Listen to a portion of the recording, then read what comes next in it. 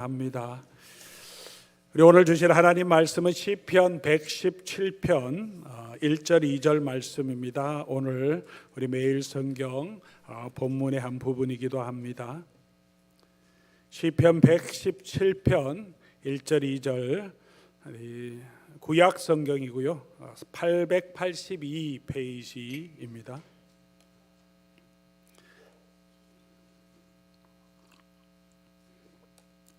오늘 본문이 두 절밖에 되지 않아서 우리 한 목소리로 우리 하나님 말씀 함께 받들어 읽으면 좋겠습니다. 찾으신 분들은 성경을, 또 힘드신 분은 앞에 화면을 보고 같이 읽겠습니다. 너희 모든 나라들아 여호와를 찬양하며 너희 모든 백성들아 그를 찬송할지어다. 우리에게 향하신 여호와의 인자하심이 크시고 여호와의 진실하심이 영원함이로다. 할렐루야. 아멘. 오늘은 성경 퀴즈로 한번 말씀을 시작하려고 합니다. 물론 맞추신 분들에게 준비한 상품은 없습니다. 준비하지는 못했지만 성경에서 가장 긴 성경은 어떤 성경인지 아십니까? 시편. 누가 말씀하셨어요? 잘하셨습니다. 가장 짧은 성경은 66권 중에서 혹시 아십니까? 가장 짧은 성경은 요한 3서입니다. 요한 1서, 2서 한 장씩 되어 있는데 2서보다 3서가 조금 헬라어 단어 수가 작습니다. 그러면 성경에 여러 장이 있는데 가장 짧은 장은 어떤 장인지 아십니까? 빨리 캐치하셔야 되는데 오늘 본문이 성경에서 가장 짧은 장입니다. 두 절밖에 없습니다. 시편 110편. 시편에서도 가장 짧은 장이고 성경 전체를 장으로 나눈 건 약간 인위적인 나눔이긴 하지만 그래도 우리가 가지고 있는 성경의 장수 중에서 가장 짧은 장입니다. 작은 고추가 맵다고 하는데 짧은 장이지만 성경에서 말하고자 하는 내용이 압축해서 들어있는 아주 귀한 찬양입니다.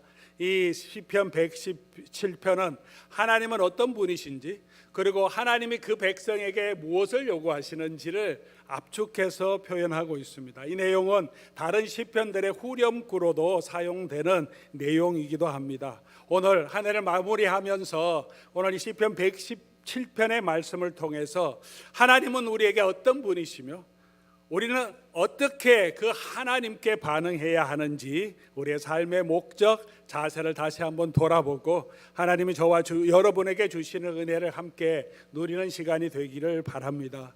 하나님이 그 백성에게 원하시는 것이 무엇입니까? 오늘 시편 117편 1절 보니까 너희 모든 나라들아 여호와를 찬양하며 너희 모든 백성들아 그를 찬송할지어다. 하나님은 그의 백성들이 하나님을 찬송하고 찬양하기를 기뻐하십니다. 오늘 찬양대의 찬송도 찬송하라, 하나님의 음성 듣는 자들 하나님 찬송하라는 찬양을 드렸는데 우리 하나님은 우리가 하나님을 찬송하고 찬양하기를 원하십니다. 하나님의 명령이기도 합니다. 웨스트민스터 소요리 문답은 일문일답을 이렇게 시작합니다. 인생의 제일 중요한 목적이 뭡니까? 그것은 사람이 하나님께 영광을 돌리고 그를 영원토록 즐거워하는 것입니다 라고 기록합니다. 만들어낸 것이 아니라 성경 전체의 가르침을 다 종합해 보면 인생의 가장 중요한 것은 하나님께 영광 돌리고 그리고 그 하나님을 즐거워하고 기뻐하는 것이라고 말하고 있습니다. 그 두 가지 내용들이 오늘 본문에 포함되어 있죠. 우리가 뭘 해야 되느냐? 그 하나님께 영광을 돌리는 것, 그리고 하나님을 즐거워하는 가장 중요한, 가장 직접적인 사람이 할 수 있는 방법이 뭐냐 하면 그 하나님께 찬송과 영광을 돌리는 것이죠. 그리고 우리가 하나님이 기뻐하는 거고 우리가 하나님을 기뻐하는 거고 하나님께 영광을 돌리는 것입니다. 찬송하고 찬양한다는 것은 우리에게 주신 하나님의 명령이기도 하지만 특권과 영광이기도 합니다. 요즘 결혼할 때 요즘은 다 초청자 RSVP를 해야 됩니다. 딱 정확한 인원만. 우리 요즘 아이들은 많이 초청하는 거 싫어합니다. 밥만 먹고 가는 그런 사람보다는 와서 함께 축복해주고 끝까지 함께 있는 그런 사람들. 그래도 돈도 많이 들여서 음식도 잘 준비하기 때문에 밥만 먹고 가면 너무 힘들잖아요. 그래서 뭐 100명, 어떤 데는 50명, 뭐 150명 딱 정해서 그게 초청받으면 아주 영광스러운 거죠. 이 사람이 나를 이렇게 귀하게 생각해 주는구나, 그런 마음이 듭니다. 축하하러 가주는데 영광을 느끼게 되는 거죠. 도널드 트럼프 대통령이 이제 곧 있으면 취임식 할 건데, 취임식에 참여할 수 있는 사람들은 딱 제한돼 있겠죠. 초청 받은 사람만 갈 수 있습니다. 내가 축하해 주고 싶다고 아무나 가서는 안 되죠. 초청장이 있어야 됩니다. 축하하러 가는데 그곳에 부름 받아서 축하할 수 있다는 것이 영광이십니다. 하나님께서 저와 여러분을 하나님 불러주셔서 하나님의 보좌 앞으로 나아가서 하나님을 찬송하고 하나님께 영광 돌릴 수 있는 그런 특권과 그런 자격을 주셨습니다. 이게 얼마나 큰 축복이고 얼마나 큰 영광인지 모릅니다. 그것을 모르는 사람도 있는데 저와 여러분을 알게 하시고 또 하나님을 찬송하며 예배하게 하셨습니다. 오늘도 우리가 이렇게 하나님 앞에 나와서 하나님 앞에 찬송과 경배를 드릴 수 있다는 것, 우리에게 그런 하나님이 있다는 것, 지난 한 해도 우리 찬송한 것처럼 여기까지 지켜주시니 모든 것이 하나님의 은혜임을 우리가 알고 그 하나님께 영광 돌릴 수 있는 것이 얼마나 큰 축복입니까? 예수를 믿는 사람들은 천국에 가면 무슨 일을 할까요? 찬송하죠. 찬송. 아마 천국 백배 즐기기라는 책이 있다면 그곳에선 아마 이렇게 기록되어 있지 않을까 생각합니다. 천국에 갈 사람은 찬양을 많이 준비해라. 천국에 가서는 계속 찬양할 거다. 아마 이렇게 기록되어 있을 것이라고 생각합니다. 천국에서 가장 수지 맞은 사람은 찬송 잘하는 사람. 오늘 찬양대들은 천국 가서 아주 더 잘 즐길 수 있으실 것이라고 생각합니다. 목소리가 좋아서 우리가 찬양 드리는 것은 아니겠죠. 아마 천국 가면 저희가 부활된 몸으로 우리가 변화되면 저와 여러분의 목소리도 가장 아름다운 목소리로, 우리의 모습도 가장 아름다운 목소리로, 영광스러운 모습으로 변화되지 않을까, 저는 그렇게 생각합니다. 저에게 목소리가 정말 아름다운 성악가처럼 그렇게 돼서 주를 찬송하게 해주실 줄 믿습니다. 지난 우리 지지난 주죠. 금요 촛불 성탄 촛불 찬양 예배를 같이 드렸습니다. 이번에 가장 많은 발표자들 프레젠테이션이 있었고요. 각 순서마다 참 은혜로운 찬양이었습니다. 못 오신 분들은 여러분이 손해죠. 오신 분들은 얼마나 좋았는지 모르는데요. 우리 다음에는 꼭 같이 참여해 주시면 좋겠습니다. 다른 가족이나 특별한 모임이 있으면 괜찮지만 이렇게 같이 와서 자녀들, 학생들 또 함께 하나님께 찬송 드리는 것이 얼마나 기쁜 일이었는지 모릅니다. 그 중에 가장 은혜스러웠던 것은 처음에 했던 우리 교회 영아부 학생들, 두 아이가, 여자아이가 찬양했습니다. 유치부도 아니고 아직 영아예요. 근데 걔네들이 성경 암송도 하고 하나님을 찬송했습니다. 얼마나 예쁜지 아마 여러분 오신 분들도 아마 그렇게 느꼈을 줄로 압니다. 이 아이들은 우리 계린이하고 예안이 두 아이들은 저희 교회에 여러 여인들이 있지만 제가 가장 좋아하는 여인들 중에 하나인데 얘네들이 알고 있는지 모르겠습니다. 그게 좀 안타깝습니다. 생각해 보면 우리가 하나님 앞에 찬송 드리는 그 모습을 아이들이 그렇게 아름다운 성악가처럼 노래하진 않잖아요. 근데 너무 예쁘잖아요. 우리가 그렇게 아름답게 하나님을 찬송하지 못하더라도 하나님 아버지께서 우리가 그의 백성이 입술을 벌려서 하나님을 찬송하는 모습을 볼 때 우리가 우리 자녀들을 보며 우리의 손주들을 보고 우리 교회 어린 아이들이 찬양하는 모습 보면서 너무 예쁘고 너무 사랑스럽듯이 하나님도 그렇게 우리를 바라보시지 않겠습니까? 근데 그 사랑을 우리가 다 아는지 모르겠습니다. 하나님이 얼마나 우리를 사랑하시는지. 사랑하는 교우 여러분, 2025년에도 우리의 입술을 통해서 우리의 마음을 통해서 우리 하나님께 찬송하고 찬양하는 저와 여러분 될 수 있기를 간절히 소원합니다. 우리가 당연히 하나님의 구원에 찬송해야 하지만 찬양할 때 우리에게 주시는 영적인 유익이 너무나 많다고 성경은 말하고 있습니다. 첫 번째로는 찬양을 통해서 하나님과 더 가까워진다고 성경은 말합니다. 시편 22편 3절에 이스라엘 자손 중에 찬송 중에 계시는 주여라고 시편 기자는 말합니다. 이스라엘의 찬송 중에 계시는 주여. 이스라엘 백성이 하나님을 찬송할 때 그 찬송의 내용이 대상이 되기 때문에 찬송 중에 거하시기도 하시고, 찬송하는 그 이스라엘 백성들 가운데 주의 영이 함께 임재하시면서 그들 위에 임재하심을 통해서 하나님께서 찬송 중에 계신다고 표현하는 것이겠죠. 찬양할 때 하나님이 우리 가운데 계시고, 찬양할 때 그 하나님의 임재를 느끼고 그 하나님을 경험하는 시간이 되고 하나님과 더 가까워지는 그런 시간이 됩니다. 예배 전에 왜 우리가 찬송을 합니까? 성경 묵상 중에 왜 찬송을 합니까? 찬양을 통해서 하나님의 임재 앞으로 우리의 마음이 나갈 수 있도록 분주한 마음을 정리하고 하나님 앞에 나아가게 도와주기 때문에 우리가 찬양을 하나님 앞에 먼저 드리면서 예배로 나아가는 것입니다. 그게 찬양이 중요한 이유입니다. 또 한 가지는 찬양을 통해서 하나님 우리의 마음을 치유하시고 회복시켜 주시고 악한 영들을 물러가게 해 주신다고 성경은 말합니다. 사무엘상 16장 23절이죠. 하나님께서 부리시는 악령이 사울에게 이를 때 다윗이 수금을 들고 와서 손으로 탄적 사울이 상쾌하여 낫고, 사울이 몸에 병이 있었던 거 아닙니다. 마음의 병이었죠. 두려움, 강박관념, 그런 것들이 사라지고 악령이, 그를 힘들게 하는 악령이 그에게서 떠나셨다. 완전히 떠난 것은 아니지만 적어도 다윗이 찬양하고 노래할 때는 악령이 물러가고 사울의 마음이 평안하게 되었다라고 말하고 있습니다. 다윗이 무슨 노래를 했겠습니까? 트로트를 하지는 않았겠죠. 재즈 하진 않았을 겁니다.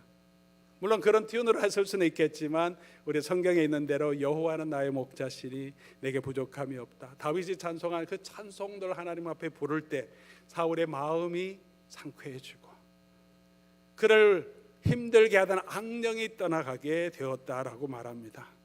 사람들도 민족을 떠나서 시대를 떠나서 기쁜 일이 있을 때 어느 민족 어느 지역에서나 뭐 합니까? 노래합니다. 축제가 있으면, 결혼식이 있으면 모여서 노래하고 춤추며 즐거워합니다. 왜 노래합니까? 기쁨이 훨씬 더 배가 됩니다. 함께 모여서 노래하면서. 슬프고 속상한 일이 있을 때 또 어떻게 합니까? 울기도 하지만 우는 것도 우리의 슬픔을 표현하는 하나의 방법인데 또 한을 풀어내는 노래를 합니다. 우리는 아리랑이라는 노래로 우리의 한을 풀어내기도 하고요. 사람이 돌아가실 때는 상여가라는 노래로 사람들의 고통과 슬픔을 풀어내줍니다. 그렇게 노래는 우리의 슬픔을 풀어내고 우리 속에 있는 한을 풀어내며 그 마음 속에 있는 슬픔이 잦아들며 치유하는 효과가 있습니다. 기쁨은 배가 되게 하고 슬픔을 완화하는 그런 효과가 있습니다. 특별히 하나님 앞에 찬양을 드리는 것은 우리의 상한 마음이 치유되고 눌린 마음의 평안을 얻고 악한 영들을 떠나가게 하는 놀라운 치유의 효과가 있다고 성경이 말해주고 있습니다. 여러분, 힘들고 어려울 때 또는 기쁘고 즐거울 때 하나님 앞에 찬송함으로 하나님이 주시는 그 기쁨을 누릴 수 있기를 바랍니다. 또 찬양을 통해서 우리의 믿음이 더욱더 견고하게 되는 것을 우리가 알 수 있습니다. 우리가 찬양할 때 그 찬양의 내용대로 다 살아가지 못할 때도 있습니다. 그럼에도 불구하고 찬양을 함을 통해서 우리의 마음이 그렇게 더 해야 되겠다, 그런 하나님의 마음, 성령의 마음을 우리에게 주십니다.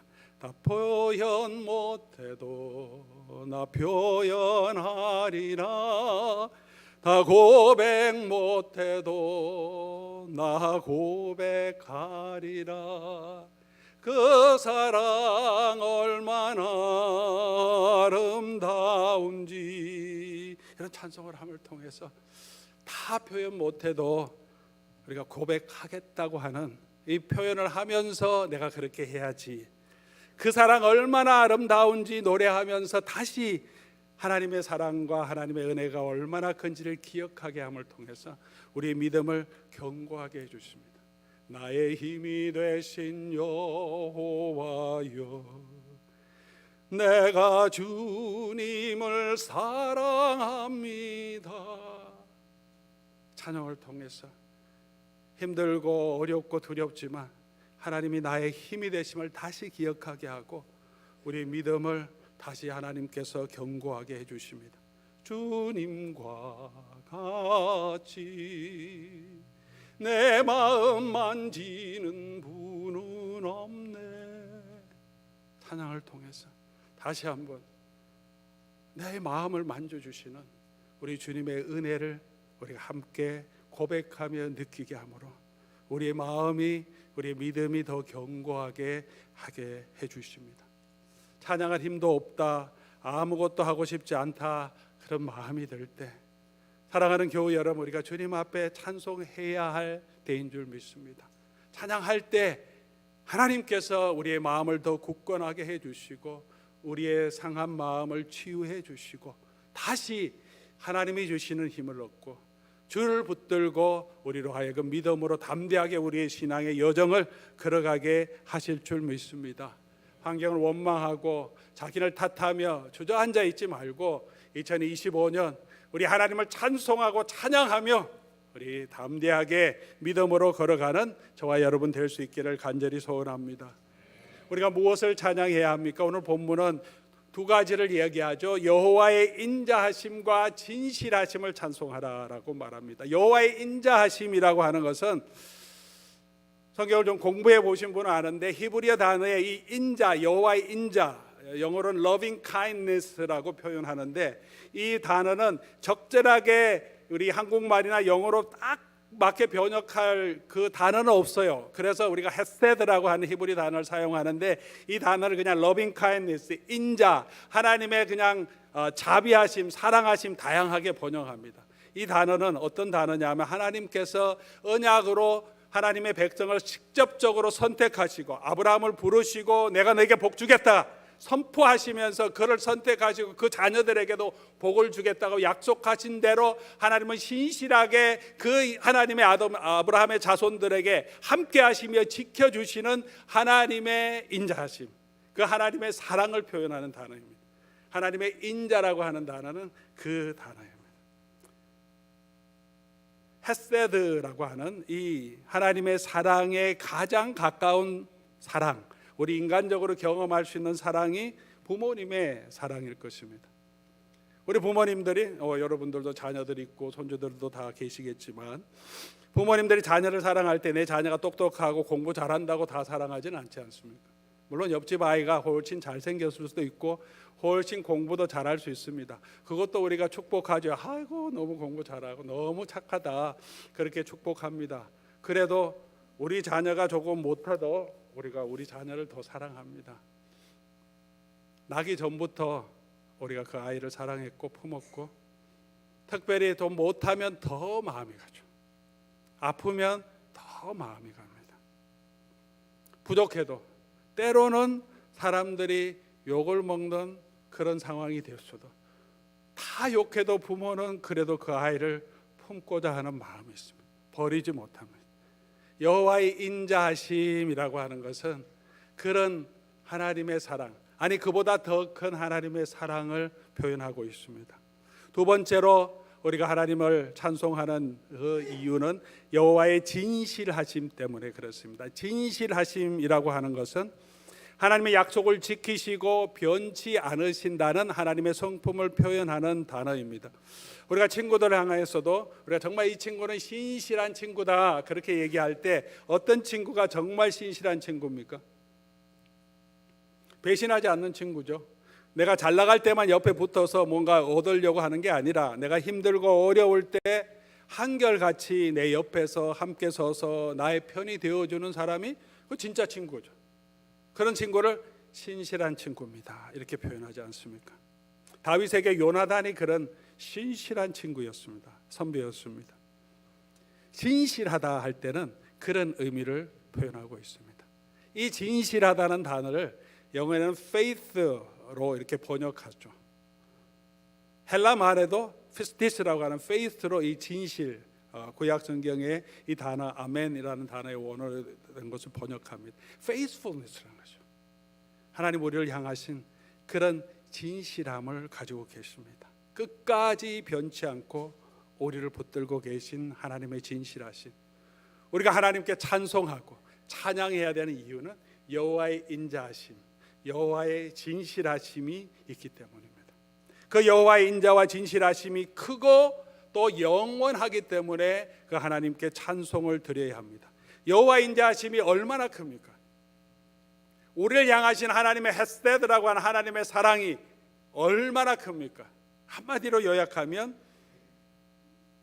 죄인들을 위해서 당신의 아들을 아끼지 아니하시고 내어 주실 만큼 큰 사랑입니다.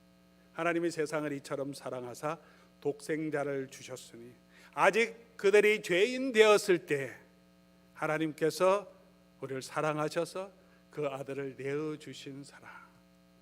하나님의 인자하심은 그렇게 크다는 것이죠. 하나님의 진실하심은 어떻습니까? 영원하다는 것, 변치 않고 이 세대만이 아니라 이 세상을 지나서도 죽음을 넘어서도 이 하나님의 진실하심과 하나님의 인자하심은 누구를 향하고 있습니까? 우리에게 향하신 여호와의 인자와 진실하심이 크고 영원하기 때문에 우리는 하나님을 찬송하고 찬양해야 합니다.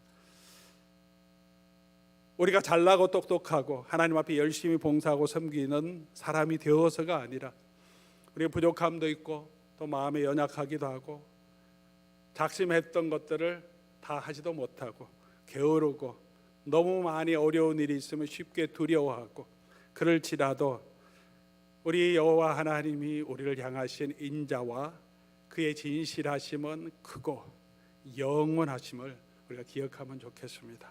그래서 어떤 상황이 있더라도 우리 하나님의 인자와 진실하심을 찬송하며 찬양하는 저와 여러분 될 수 있기를 주의 이름으로 간절히 소원합니다.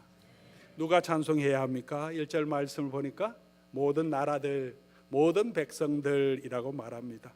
하나님의 백성들뿐만이 아니라 구원받은 자뿐만이 아니라 하나님은 모든 백성들, 모든 나라들, 모든 민족들, 이스라엘 백성들 아니라 열방에 있는 모든 민족들이 다 하나님을, 시편 맨 마지막에는 호흡이 있는 모든 것들, 만물들을 포함해서 호흡 있는 모든 것들이 다 주를 찬송하기를 원합니다. 하나님의 창조의 목적도 하나님이 창조하시는 모든 세계가 하나님 보시기에 좋고 하나님의 영광을 드러내고 하나님을 찬송하고 무엇보다도 하나님의 형상으로 지음받은 사람들이 하나님을 찬송하고 하나님은 그들과 함께 사랑의 교제를 나누시기 위해 창조하셨습니다. 그것이 죄로 인하여 무너진 그 상태를 하나님은 이제 다시 회복하고 계십니다.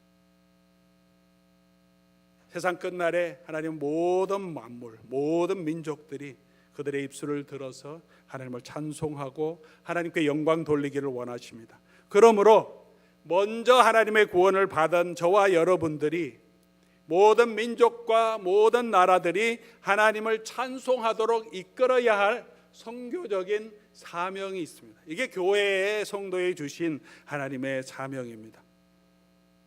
아브라함은 하나님을 선택하실 때 내가 내게 복을 주겠다, 내가 내 편이 되고 너의 하나님이 되어주겠다 라고 끝나는 것이 아니고, 그래서 네가 모든 민족들에게 복의 근원이 되게 해주시겠다라고 아브라함을 선택하셨습니다. 하나님 오늘 우리를 불러주시고 우리를 하나님의 자녀 삼아주신 것은 내가 잘되고 내 병 고치고 나가 축복받는 것으로 끝나는 것이 아니라 하나님 우리를 그 구원에 참여하게 하심을 통해서 이 땅에 있는 하나님을 알지 못하는 하나님의 택한 백성들이 하나님을 알고 하나님께로 나와서 그들도 하나님의 영광을 돌릴 수 있도록, 이 사람들뿐만이 아니라 이 만물도 다시 회복되어서 하나님 앞에 영광 돌리는 그런 새 하늘과 새 땅이 되게 할 수 있도록 그 일을 예수님께서 승천하시기 전에 교회의 사명을 주셨습니다. 부족하지만 예수 그리스도의 이름으로 부름받은 저와 여러분을 통해서, 우리를 통해서 하나님께서 그 일을 감당하게 하시고 그의 성령을 주시고 그의 일을 감당할 수 있도록 능력을 주셨습니다. 사랑하는 교우 여러분, 우리가 어떻게 열방이 주를 찬양하는 선교적인 사명을 감당할 수 있겠습니까? 첫 번째로는 우리가 예배를 통해서 우리가 드리는 예배를 통해서 모든 민족들, 모든 나라들이 하나님을 찬송하도록 이끌 수 있습니다.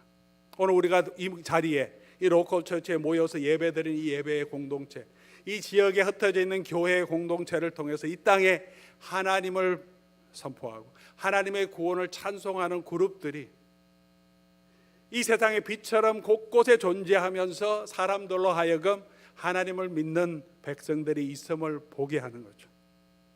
우리가 마음을 다해서 하나님의 구원을 감사하며 찬양드리는 이 예배를 통해서 믿음이 연약한 자들이 하나님을 보게 되고 예수 그리스도를 알지 못하는 자들이 이 예배에 참여함을 통해서 이 사람들은 나보다 가진 것이 많지도 않은데 좋은 직장과 좋은 백그라운드도 없는데 왜 이렇게 모여서 감사하고 하나님을 찬송하고 이렇게 기뻐하는가. 우리 예배의 모습이 선교적인 하나님의 도구로 쓰임 받는다는 것을 기억하시기 바랍니다. 우리가 차에서도 개인적으로 예배 드릴 때 차에 탔더니 찬양이 들어나오면 우리 믿지 않는 친구들은 어떤 사람이든 그 차에 탔을 때 이 사람은 하나님을 찬송하는 분이구나 알게 하시고, 우리가 직장에서 또 사람들이 보는데 시간이 있을 때 말씀 묵상을 통해서 이 사람은 하나님을 경외하는 사람이구나. 우리가 힘들고 어려울 때 흥얼흥얼하면서 찬송을 부름을 통해서 우리가 드린 하나님의 예배이지만, 삶의 예배이지만 그것을 통해서 사람들로 하여금 하나님이 계시고 하나님의 은혜에 감격하고 구원에 찬송하는 그 백성들의 모습을 통해서 하나님의 살아계심을 보게 하시는 줄 믿습니다. 그래서 우리가 모이기를 힘써야 합니다. 계속해서 모여서 예배하고 또 그런 교회들을 교회가 없는 곳에 세워가야 하는 사명이 있습니다. 두 번째는 입술의 증거를 통해서 선교적인 사명을 감당할 수 있습니다. 예배만 하는 것이 아니라 입을 열어서 우리 사람들은 소통을 언어로 하게 하나님이 만드셨습니다. 하나님이 우리에게 주신 선물이라고 생각합니다. 언어를 통해서 하나님을 알게 하고 하나님의 구원을 알게 하고 구원의 방법도 알게 하셨습니다. 말을 해야 알 수 있습니다. 예배만 하는 것으로 드러나는 것이 아니라 왜 예배하는지, 우리가 예배를 통해서 어떤 느낌을 드렸는지, 어떤 감동이 있는지, 은혜가 있는지를 말을 해야 합니다. 입술의 증거를 통해서 믿는 자들이 나타나게 됩니다. 전하는 자가 없이 어찌 믿으리요 라고 했습니다. 우리가 전하는 것은 전문적인 전도 훈련을 받아서 전할 수 있는 것은 아닙니다. 그것보다 더 강력하고 가장 효과적인 전도 방법은 자기가 받은 은혜를 나누는 것입니다. 증인이라고 하는 것은 경험하고 본 것을 말하는 사람이 증인이죠. 자기가 경험하지 못한 것, 배웠던 것을 전하는 사람은 증인은 아닙니다.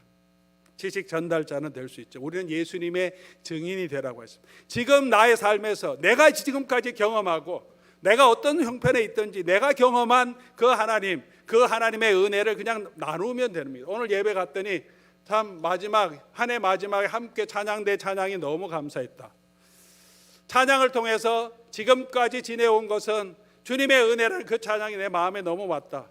그게 은혜가 있다면 사람들에게 입술을 벌려서 나누라는 거죠.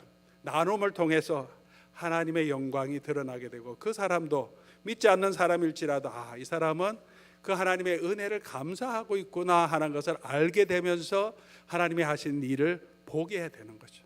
주께로 나오게 할 것입니다. 말씀을 통해서 주신 은혜가 있으면 그렇게 우리가 나눔을 통해서, 나는 요즘 교회 가는 게, 내가 믿음은 없지만 교회 가는 게 잘은 모르겠는데 그래도 거기 앉아 있으니 마음은 편하더라. 그것도 나눌 수 있는 거죠.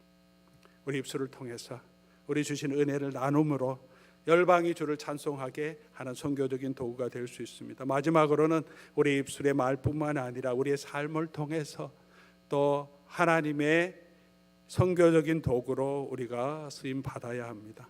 예수님께서는 제자들을 세상의 빛과 소금으로 세워주셨습니다. 너희의 착한 행실을 통해서 이 사람들이 하나님께 영광을 돌리게 하라라고 예수님이 말씀해 주셨습니다. 우리 예수님의 제자, 예수님의 걸음을 따라가는 사람으로 우리를 불러주셨습니다. 단순히 신자만이 아니라 제자가 되어야 합니다. 오늘 우리의 마음속에 예수님의 마음으로, 예수님의 삶의 자세로, 예수님의 성품을 닮아가서 우리를 통해서 예수님의 사랑이, 예수님의 은혜가, 예수님의 겸손함이, 예수님의 인자하심이 우리 주변으로 흘러가게 하는 은혜의 통로가 되므로 그 사람들이 하나님을 찬송하게 할 줄 믿습니다. 세상의 상식으로 생각해도 맞지 않는 행동과 태도를 통해서 하나님의 영광을 가리우는 교회와 성도가 아니라 우리가 품어야 할 것은 그리스도의 마음이지 않습니까? 그리스도의 마음은 겸손한 마음입니다. 나보다 상대방을 배려하는 마음입니다. 너무나 양극화된 이 시대에 우리가 이 세상의 빛과 소금이 되기 위해서는 우리가 먼저, 교회가 먼저 좀 겸손한 마음으로 서로를 들어주고 보듬어주는 마음을 가져야 되지 않겠습니까? 그리스도의 마음은 섬기는 마음이죠.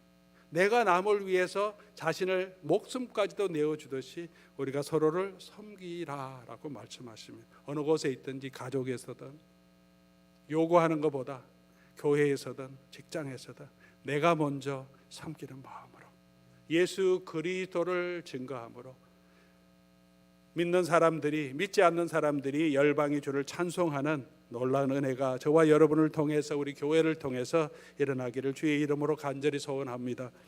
한 해 마지막입니다. 새로운 한 해를 시작합니다. 새로운 한 해를 시작하면서 또 송구 영신 예배도 드리고 또 특세도 이렇게 합니다. 맨날 매년 똑같은 거 또 하는 것 같이 느껴질 때가 있습니다. 새해 결심을 또 해도 또 한 해가 똑같이 지나가는, 어제 오늘 내일이 큰 차이 없이 지나가는 그런 삶의 여정인 것은 분명합니다. 그럼에도 불구하고 하나님께서 자연 만물을 창조하실 때 하루가 지나가게 하시고 한 해가 지구의 공전을 통해서 한 해가 한 계절의 사이클, 노동의 사이클로 자연이 순환하게 하셨습니다. 하나님의 창조의 질서죠.